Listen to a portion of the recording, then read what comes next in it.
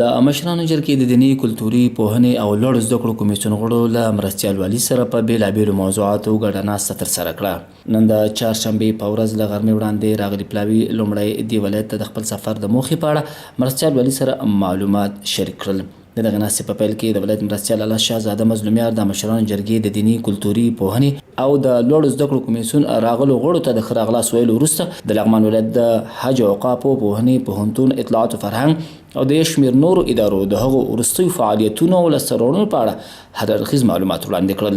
ښاغلي مظلومیار زیاته کړه د لغمان مرکز او پنځه ګونو ولسوالیو کې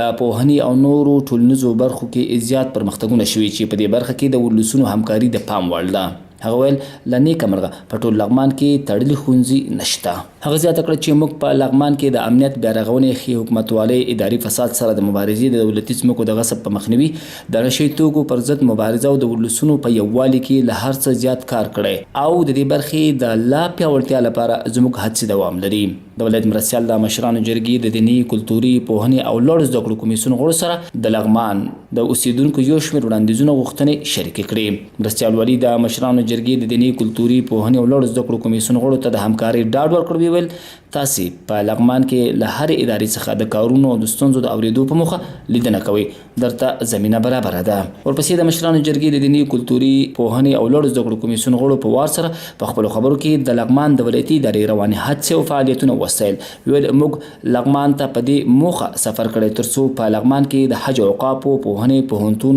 او اطلاعات او فرهنګ ریاستونو د ترسره کړو چارو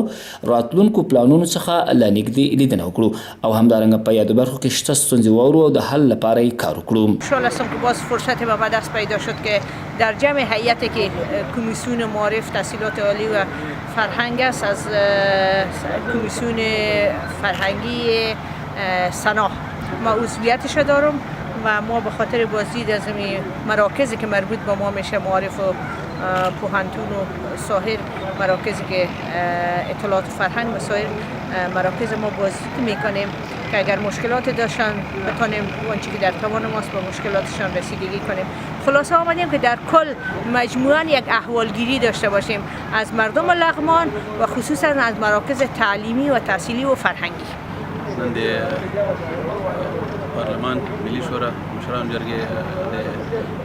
تحصیلات عالي فرهنګي معارف کمیسیون لغمان نه لیدنه کوي چې موږ هم پکې یو د نور صنعتو صاحبان هم دي د دې لپاره چې زموږ په اداراتو کې څه مشکلات اوسېږي د معارف او د تحصیلات عالي د اطلاعات فرهنګ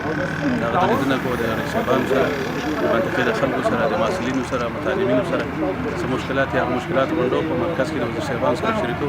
تر څو ورته د حل لاره وکړو. د مشرانو جرګې د دیني کلتوري پوهنې او لوړو زده کړو کمیسیون غړو ویل هغه ستونزې چې په لغمان کې د حل وړ وي دلته به حل او کنه د مرکزي دولت له لارې به شته ستونزو ته د پای ټکی کېښودل شي.